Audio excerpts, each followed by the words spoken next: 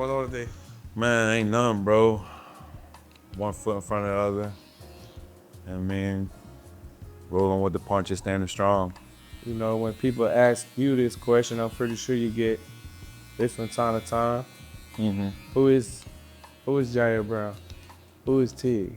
And football always been a platform for me, popping out there when I was 6 years old. Okay.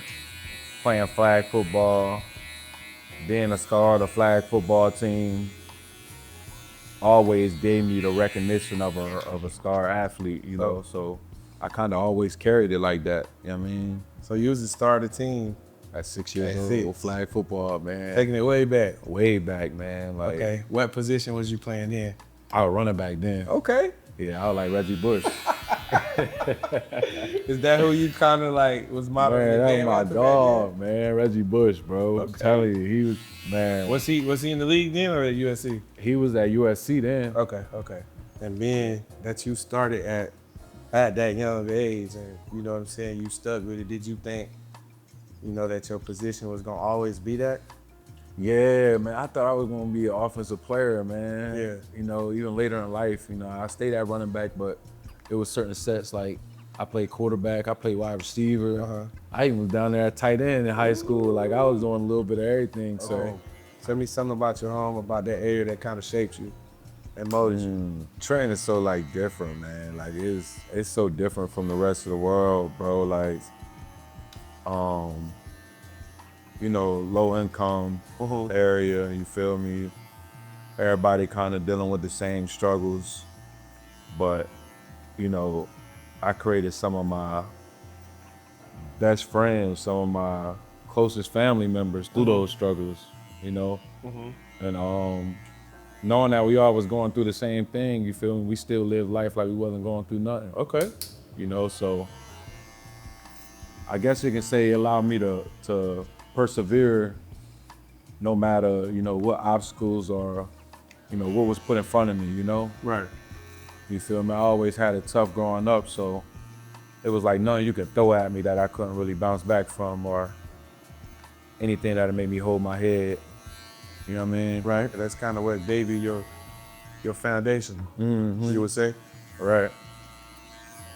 And I mean, like, it'll shape anybody, bro. When you thrown, some people are protected from life, from the harsh things of life. And others are kind of thrown. Life is thrown at you at an early age, and you kind of got to adapt.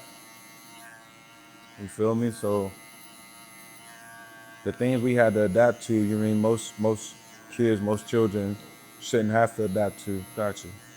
But we did, and we did it well. So, it shaped the resilience and the passion and the drive that I got today, honestly. And that life was challenges. Yeah, man. Oh, man, that's funny because I always think about this, man. I think it was when my mama was pregnant with my youngest sister. Okay. How old are you? I was, 14? Okay. Yeah, man, she was pregnant with my youngest sister. Single parent, having to pay all the bills, having to put the world on her shoulders and carry the torch, with 3, possibly 4 on the way, and watching her, battle through that and, not even hang her head, just battle through it, take care of us, take care of the baby going inside of her, right? Go to the hospital, come out of the hospital, go to work, so it was watching her with that kind of toughness and so we've seen the resilience in your mom already. Man, bro, right. So you feel me? So you kind of adapted their life. Knowing that I had to. Right. Not want to let her down because watching her, deal with so much and still coming home with a smile on her face, still coming home to her kids. Right. So when I went out there, it's like, my mama, then she had to put up with way tougher than what I got to deal with. So, right. So this is nothing. It's nothing, you feel me? Yeah. So I'ma always be strong, no matter what. Okay. Yeah. Okay, so being, making it through high school, making it all the way through college, to being here now, you got to tell me something that success forced you to confront that you weren't expecting? Man, honestly, it's like with great success comes like great responsibility, Right? to like uphold that standard. You Mm-hmm. know what I mean? On why you're successful. Okay. So far as what it forced me to confront is like myself more, Okay. being more in tune with myself. I mean, confronting my own imperfections and trying to make them not my imperfections, you feel me? Trying to be perfect, trying to be the perfect leader, the perfect role model, you know, for the youth that's behind me, for the younger kids that's watching me, you know, and that's studying me, because they watch us, you know, Right. like, and they believe that we're perfect, but nobody's perfect. So I had the success force me to confront that, certain imperfections in me, so I can better be a role model for the younger generation after me. Okay. Yeah. So do you feel like a lot of people from your city and your area, they kind of, you know what I'm saying, especially the youth, the guys, they really in tune with you and they following you and they keeping up with everything you're doing? Yeah. I mean, man, I come from a small city, bro. So my city was 7.2 square miles. Uh-huh. Small city, bro. So everybody know each other and everybody watching, Yeah. you know, and they're gonna watch what you put out. Right. You know, they're gonna watch how you carry yourself. They're Right. gonna watch how Watch you everything. speak. You know, they're gonna watch Yeah. how you treat others. Yeah. And you gotta be the example for how you speak and treat others. Right. You gotta be the example for how you go about business. You gotta be the example for so many things that younger kids where I'm from might not have that example in their life. Right. You feel me? Right. They might not have a father figure in their life to show them how to be a man. So you, the guy that they're looking up to, the guy that they are inspired by, which is me in this case, you know, I have to show them, you know, the rights and wrongs with being a man, with going about your business, you know, and et cetera. So, bro, just trying to carry the torch the right way, bro. You feel me? Right. And it ain't easy.